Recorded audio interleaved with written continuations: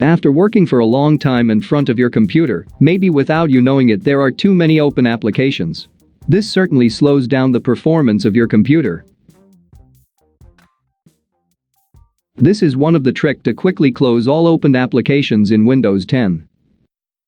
Press Ctrl plus Shift plus ESC. The Task Manager screen will appear. There are two possible displays that are visible, big screen or small screen, depending on the condition the last time you opened the Task Manager. Click on the More Details, Fewer Details text to make sure you are on the small screen of the Task Manager. Now you will see all active applications. Click the application that you want to close, then press the End Task button. Repeat for other applications that you want to close.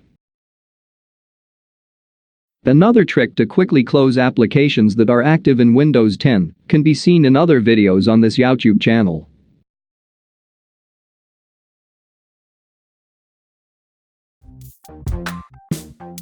Don't forget to click subscribe for more videos.